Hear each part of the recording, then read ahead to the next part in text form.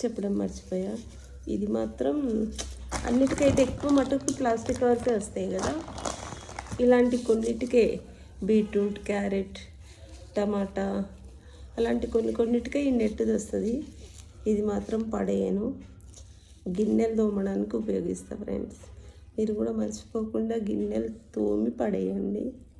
కొన్ని రోజులు వస్తుంది, వేస్ట్గా అయితే పడేయకండి. నేనైతే పడేయను.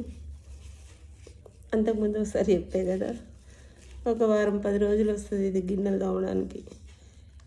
స్టీల్ ప్లేట్లకి, గ్లాసులకి, ఇంకా బగోనీలకు కూర వండే వాటికైతే స్టీల్ పెట్టాలి కదా, స్టీల్ పీసు.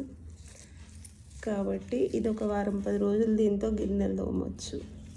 నేనైతే వేస్ట్ పడేయను ఫ్రెండ్స్. బాగుందా ఫ్రెండ్స్ ఐడియా?